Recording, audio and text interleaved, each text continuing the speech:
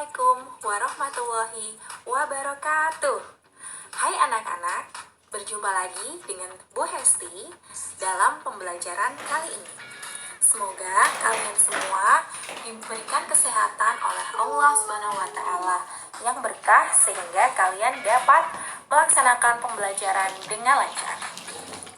Nah, di pembelajaran kali ini kita akan belajar materi tema 1, Selamatkan Makhluk Hidup, subtema 1, Tumbuhan Sahabatku, pembelajaran 1. Pada pembelajaran 1 kali ini, kalian akan belajar mata pelajaran Bahasa Indonesia, IPA, dan juga SBDP. Nah, tapi jangan lupa klik tombol subscribe dan juga like video ini ya. Oke, mari kita berdoa dulu sebelum belajar. Yuk berdoa. Raditu billahi robba wa bil islami dina wa bi muhammadin nabiyya wa rasula. Rabbi zidni ilma warzuqni fahma wa amalan salihah. Allahumma inni as'aluka ilman nafi'a wa rizqan tayyiba wa amalan mutaqabbala. Amin ya rabbal alamin. Subtema 1, Tumbuhan Sahabatku. Perhatikan berbagai tumbuhan di sekitarmu. Apa manfaat tumbuhan bagi kehidupan? Jika kalian pelihara, kalian akan dapat menikmati hasilnya. Kalian dapat menikmati sayuran dan buah-buahan yang dihasilkan tumbuhan. Ternyata, tumbuhan dimanfaatkan oleh manusia dan hewan sebagai bahan makanan. Jadi, tumbuhan merupakan sumber kehidupan bagi semua makhluk hidup. Nah, sekarang coba buka buku kalian di halaman 2. Di situ terdapat teks laporan pengamatan dengan judul Bagaimana Jagung Berkembang Biak. Yuk kita baca. Jagung merupakan salah satu tanaman yang dijadikan bahan makanan pokok di berbagai negara, salah satunya di Indonesia. Di Indonesia, penduduk Pulau Madura menjadikan jagung sebagai makanan pokoknya. Jagung merupakan salah satu tanaman penghasil karbohidrat yang sangat diperlukan oleh tubuh. Baik, itu tadi adalah bacaan dari paragraf 1. Silakan kalian lanjutkan membaca paragraf 2-5 dengan cara menyetop dulu atau pause video ini ya. Bu Hesti tunggu, silakan. Apakah kalian sudah membaca seluruh laporan pengamatan tersebut? Jika sudah, silakan buka buku kalian di halaman 4 ya. Nah, di halaman ini silakan tulislah ide pokok dan informasi penting dari teks berjudul Bagaimana Jagung Berkembang Biak dengan mengisi diagram berikut. Silakan kalian bisa mengerjakannya langsung di buku paket kalian di halaman 4. Baik, setelah membuat ide pokok pada diagram dari bacaan tersebut, sekarang waktunya kalian membuat kesimpulan yang baik. Nah, buka kembali diagram tentang perkembangbiakan jagung dan baca dengan seksama. Coba kalian tulis ulang ide pokok dari tiap-tiap paragraf dan buat kesimpulannya. Cara mengerjakannya silakan kalian melihat seperti contoh pada halaman 41 dan 42. Sekarang kita berlanjut ke pembelajaran 2. Silakan buka buku paket kalian di halaman 5. Di situ terdapat gambar bunga yang merupakan alat perkembangbiakan generatif pada tumbuhan. Bunga terdiri atas tangkai bunga, dasar bunga, kelopak bunga, mahkota bunga, benang sari, dan putik. Benang sari merupakan alat kelamin jantan, sedangkan putik merupakan alat kelamin betina. Di dalam benang sari terdapat serbuk sari. Serbuk sari merupakan sel kelamin jantan. Tidak semua tumbuhan memiliki benang sari dan putik dalam satu bunga. Tumbuhan yang memiliki benang sari dan putik dalam satu bunga disebut bunga sempurna, seperti yang terdapat pada gambar di buku paket kalian di halaman 5. Perkembangbiakan secara generatif atau secara kawin pada tumbuhan dimulai dengan proses penyerbukan. Nah, pada perkembangbiakan secara generatif ini harus ada betinanya dan juga jantannya ya. Penyerbukan adalah proses jatuhnya serbuk sari ke kepala putik. Yang harus kalian ingat bahwa serbuk sari itu adalah sel kelamin jantan dan putik adalah alat kelamin betina pada tumbuhan. Nah, macam-macam penyerbukan ada 5. Yang pertama, kleistogami, yaitu penyerbukan oleh tumbuhan itu sendiri tanpa perantara. Yang kedua, ada anemogami, yaitu penyerbukan dengan bantuan angin. Yang ketiga, ada zoidiogami, yaitu penyerbukan dengan bantuan hewan. Dapat dilihat pada gambar ilustrasi di bawah itu ya. Yang keempat, ada hidrogami, yaitu penyerbukan dengan bantuan air. Dan yang kelima, antropogami, yaitu penyerbukan yang sengaja dilakukan manusia, terjadi pada bunga vanili dan beberapa jenis anggrek. Untuk penjelasan yang lebih detail mengenai macam-macam penyerbukan ini, akan Bu Esti jelaskan ketika Zoom meeting sore hari ya. Selanjutnya, tetap di halaman 5, kalian akan belajar tentang fungsi dari tiap bagian bunga. Tahukah kalian bagaimana proses perkembangbiakan generatif? Apakah manfaat dari perkembangbiakan generatif? Perhatikan gambar bagian-bagian bunga sempurna di samping. Tiap bagian bunga memiliki fungsinya masing-masing dan berperan dalam perkembangbiakan generatif tumbuhan. Selanjutnya, tugas kalian silakan gambar bunga sempurna dan bagian-bagiannya seperti pada gambar di atas, atau kalian bisa melihat pada buku paket kalian di halaman 5. Berdasarkan asal serbuk sari, penyerbukan dibedakan menjadi 4 jenis.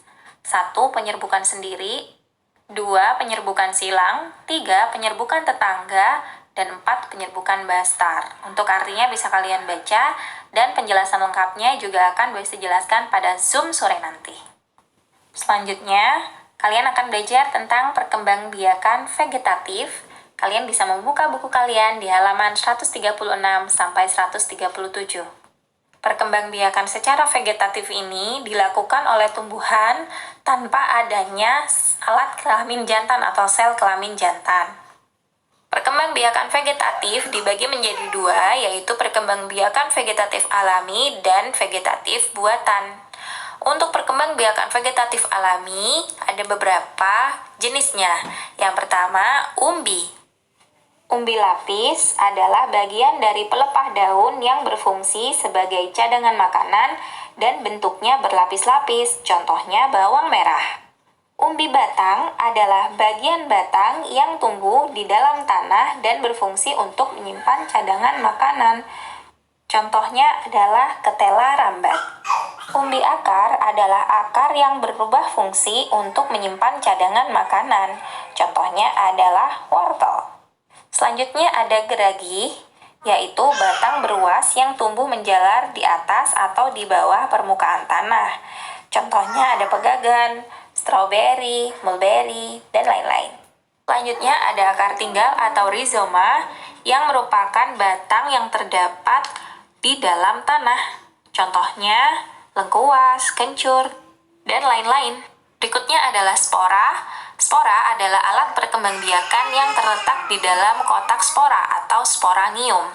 Jika sporangium pecah, maka spora akan keluar dan jatuh ke tanah sehingga menjadi tanaman baru. Contohnya terdapat pada tumbuhan paku, lumut, dan jamur. Selanjutnya ada tunas. Tunas adalah kuncup yang tumbuh pada ujung batang atau ketiak daun. Tunas ini merupakan tumbuhan anakan yang muncul di samping induknya. Contohnya pohon pisang, bambu, dan tebu. Tunas yang tidak tumbuh pada batang disebut tunas adventif. Ada tunas adventif daun dan tunas adventif akar. Baik, sekarang kita berlanjut untuk belajar perkembangbiakan vegetatif buatan atau yang membutuhkan bantuan manusia dalam pelaksanaannya. Yang pertama ada stek, yang artinya menanam bagian dari tumbuhan. Stek ini ada 2 jenis, yaitu stek batang dan stek akar. Kalau stek batang seperti yang terdapat pada gambar, yang ditanam adalah bagian batangnya. seperti dilakukan pada tanaman singkong.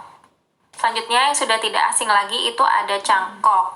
Cangkok ini dilakukan dengan cara menggunakan bagian tubuh induknya, itu batangnya dikupas, kemudian diberi tanah sehingga nanti akan muncul akar dan dapat menjadi tumbuhan baru. Selanjutnya ada tempel atau okulasi. Nah, hasil dari tanaman yang diokulasi sama dengan yang disambung atau enten, yaitu menghasilkan jenis tanaman baru tapi bukan anak atau tumbuhan yang baru. Pada okulasi, bagian tumbuhan yang ditempel adalah mata tunas yang dipilih sesuai keinginan, kemudian ditempel ke tumbuhan induknya. Sedangkan pada cara sambung atau enten, caranya adalah mengambil bagian pucuk tanaman yang dipotong seperti tampak pada gambar, kemudian disambungkan ke tanaman induk yang lebih kuat.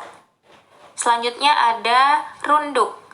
Runduk adalah memperbanyak tanaman dengan cara membengkokkan sebagian batang atau ranting dan memendamnya ke dalam tanah. Tanaman yang dapat dirunduk misalnya apel, melati, dan bougainville. Yang terakhir adalah kultur jaringan yang merupakan perkembangbiakan tumbuhan dengan menanam jaringan tumbuhan di tempat dan media khusus. Caranya dengan memotong bagian dari tanaman, bisa batang, daun, bunga, buah maupun biji. Kemudian, bagian dari tanaman tersebut ditanam dalam media tertentu dan dijaga atau dirawat dengan kondisi tertentu pula. Media tumbuh inilah yang menyediakan berbagai bahan yang diperlukan jaringan untuk hidup dan memperbanyak dirinya. Penjelasan lengkapnya nanti di Zoom meeting ya. Ya, sekarang kita masuk pada pembelajaran 3 dengan materi SBDP. Yuk silakan kalian lihat, di situ ada 10 patung bersejarah di Jakarta. Ada Monas dan sebagainya sampai Tugu Proklamasi. Yuk buka bukunya di halaman 29. Pada kesempatan kali ini, kalian akan belajar tentang membuat patung dari tanah liat. Seni patung adalah penuangan ekspresi, ide, dan gagasan ke dalam karya seni rupa 3 dimensi. Pada zaman modern, patung banyak digunakan sebagai media ekspresi dan kegiatan spiritual. Pembuatan patung tanah liat dapat dilakukan dengan teknik cetak, tekan, maupun ukir, seperti yang bisa kalian baca di buku kalian halaman 29. Patung Nusantara biasanya terbuat dari tanah liat dan dibuat oleh pengrajin untuk memperlihatkan kearifan lokal budaya Indonesia. Patung-patung tersebut sangat diminati baik oleh wisatawan lokal maupun mancanegara. Untuk membuat patung kalian sendiri, selain dari tanah liat, kalian juga dapat membuat sendiri ya adonan plastisin dari tepung dengan langkah-langkah yang terdapat pada halaman 29. Silakan kalian baca apa saja bahan-bahannya dan cara membuatnya. Insya Allah, pada pembelajaran berikutnya kita akan mencoba membuatnya ya. Untuk kali ini, kalian hanya perlu membaca dan mempelajarinya saja. Semangat belajarnya ya. Ini adalah ringkasan tugas pada pembelajaran kali ini. Sekian pembelajaran kali ini. Terima kasih. Diakhiri dengan doa kafaratul majelis. Subhanakallahumma wa bihamdika asyhadu an la ilaha illa anta astaghfiruka wa atubu ilaik. Wassalamualaikum warahmatullahi wabarakatuh.